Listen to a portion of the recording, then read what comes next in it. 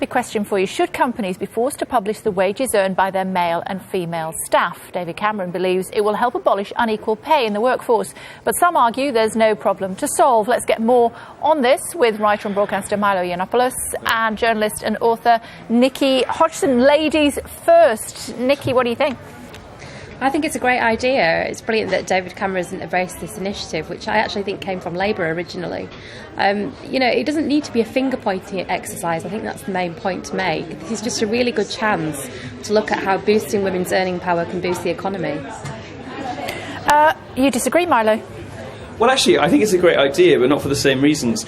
The problem is that what most people don't realise, the gender pay gap is a sort of myth. No economist takes it seriously. The ONS figures come from broad church sort of averages across the workforce, and when you take into account the different choices women make, whether or not you include children in that, actually the pay gap narrows to zero. So I'm in favour of this only because it's going to really embarrass these campaigners who constantly tell women that they're victims and that they're suffering under this sort of patriarchal society. Actually, women and men get paid pretty much the same, to the point of a couple of percent. So I am in favour of it, but only because it's going to explode one of the most persistent feminist myths of our time, the gender pay gap. Nikki, it amounts to zero, this pay gap. No, I don't think that's true at all. I think the issue is that women tend to take, lower paid work, more part-time work. In these kinds of companies, that's not the case. But what it is going to show is how women are not very good at pushing themselves forward sometimes in the corporate environment. And they really struggle to ask for what they're worth. And that is a problem for all of us, because ultimately that, affects the economy, it affects the earning potential of these companies. Milo, the latest figures, percentages suggest that the gender pay gap currently stands at 19.1%, which means a woman on average earns 80p for every pound a man earns. Well, the Office for National Statistics figures are based on 1% of an average right the way across the industry, so they don't take into account the different kinds of jobs people are doing, so really they're effectively meaningless. But there's a very simple question that demonstrates why the whole debate is nonsense and why the pay gap is a ridiculous sort of fabrication. And it's this: if women are doing the same work for less money, why aren't companies full of women? Why aren't employers going out actively seeking women? Well, they don't, and they don't for some of the same reasons that women take different sorts of roles and different part-time roles. Women don't work as long hours as men do, even if they don't have children. They take longer holidays. They don't make as much money for their firms. They don't work the same overtime. So we can't really expect them to be compensated the same as men when they don't work as hard. Now, that's not, I don't mean that to sound, unkind about women. Women simply have different priorities in life. Most women want a more balanced life. They want time with their family. They want to do hobbies. They want more time away on holiday. They don't want to put in the work that those sort of obsessive, aggressive, sort of goal-oriented male professions sometimes demand. The law, for example. Women just aren't really interested in devoting their whole life to work in that way.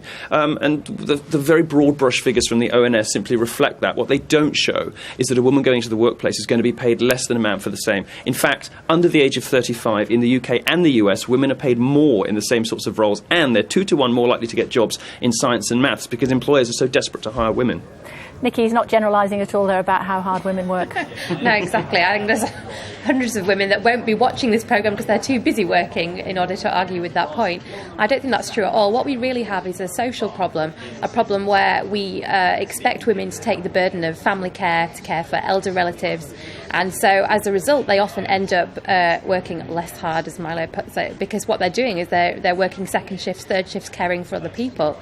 What we need is a culture change to allow women to be able to work just as hard as men if they so choose, and that isn't happening yet. But what would be good about publishing these results is that it would pave the way for a conversation about how society is structured so that women aren't able to function as highly as men are in some professions. Oh, you were too gentle with him. Milo, are you suggesting for 1 second that I do not work as hard as my male colleagues? I take more time off than my male colleagues. Well, I think, and I am not in any way as committed as my male colleagues. I think, and I mean this in the nicest and most complimentary way possible, you're probably atypical in most respects as a sort of workaholic of either gender.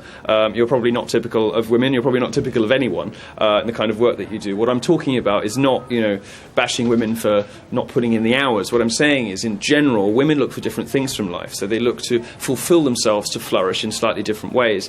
And of course, if you look at the end statistics about pay, they're going to reflect that. That's not necessarily a problem. Now, Now, when people lose the economic argument, they always switch to the social argument, as your other guest just did. And unfortunately, the problem is that a lot of this is underpinned by this sort of constant victimhood complex that women are encouraged to buy into. They're given this victimhood script about, whether it's rape culture on campus or pay under the male average. And most of it's based on ridiculous sort of social science studies that don't stand up to the most basic scrutiny. Most of it simply isn't true. And I think the majority of women don't want to be patronised, don't want to be given special privileges, don't want to be given special dispensation. They want to go out to the workplace, be paid what they're worth. And, of course, if they want to raise a family, they're not going to get to be CEO or not going to get to to be a partner in a law firm. You can't have it all. You can't do all of these things. And what really sort of frustrates me, and I think frustrates a lot of ordinary women who, find these sorts of debates a bit dull and a bit mystifying, is that there's some sort of somehow implication always behind the scenes that being, that motherhood is a bad thing, and that it's a bad thing for a woman to aspire to raise a family and to be a mother. Actually, it's sort of one of the most extraordinary things that anybody can accomplish and anybody can do. But there's this sort of assumption that, if you do that, then we've got to make sort of special dispensation when you go back to work and pay you more and give you all these benefits and whatever, rather than celebrating the unique things that women can do in society that men can't. You started off that answer, Nikki, by trying to compliment me and take the wind out of my sails. You have a go. Absolutely. I've got no time for that argument whatsoever. Women want to do many varied and amazing things for their lives. Motherhood might be part of that. But, again, if that's such a wonderful thing to do, why are men not bending over backwards to take time off to raise their children? They're not, because the culture is not set up to encourage men to share the load of care. Women, even when they're married and working, do more domestic chores than men do. We've seen these surveys time and time again, and I think it's really insulting to say that women, might not be as inclined to work as hard or want different things from life. There are plenty of women who are hugely ambitious. Just look at the number of graduates that we have now. Women are outstripping men. They're getting better degrees. What we haven't seen yet is culture change to accommodate and to reflect that. And I think the other thing is that it tends to be older women often that are also in part-time work positions, but we shouldn't just leave them to flounder. They're often picking up care bills for elderly parents as well as looking after children and the rest of their families. So, I just think Milo's argument is ridiculous that women, shouldn't be paid as much because they want other things from life. OK, Milo, we've been given more time, so you're going to have to work even harder. It's more than 40 years since the Equal Pay Act, and yet still it is a fact that women do not earn as much as men. No, I'm sorry, it's not a fact. You can only say that if you take broad brush averages across all industries and all genders, and you can say the amount of money going to women is a bit less. Well, it's not. I mean, for one thing, it's illegal to pay a woman less than a man for the same work. Interrupt him, Nikki. Go on. No, they say, it's illegal to pay a woman. If that's the case, then when these results are published, they won't reveal anything. They won't reveal any difference, but they're going to. That's the point. The whole reason David Cameron is encouraging it. I want them to be published because what they're going to show is that at all stages, all else being equal, the genders are paid the same. Or even what they might show, you're saying the culture hasn't changed. I think your argument's 20 years out of date. The culture has changed, which is precisely why there are more women going to university, more women graduate from university, they're getting higher grades, they're 2-to-1 favoured when they go for job applications, particularly in science and technology, and they're paid more, depending on whose figures you believe, up to the age of 30, 35 or 39, it's probably about 35, women are paid more than men. So whatever gender pay gap you're talking about has already been fixed. But it hasn't. So the good news for you is that there isn't a problem anymore, although there used to be, and that if we do release these figures, which I'm very excited about, they're going to prove me right. So I guess we'll have to wait and see.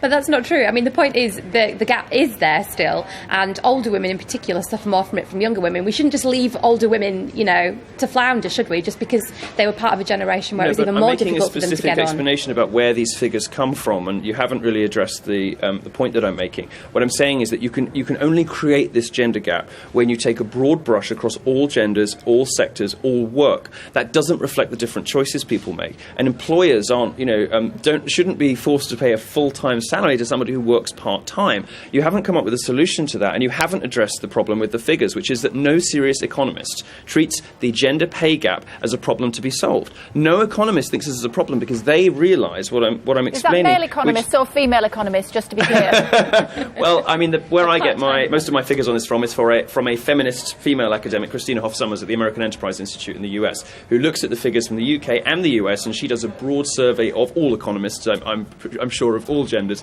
But my source for this sort of stuff is generally Christina Hoff Sommers. So she is a female feminist academic who is mystified that this is this sort of feminist myth that won't die. Good for her.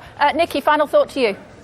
I just think that we need to see the figures published, because then we can start analysing the data. Publishing the numbers without any analysis of it is obviously going to be a waste of time and no use. But I think David Cameron should be applauded, actually, for this move.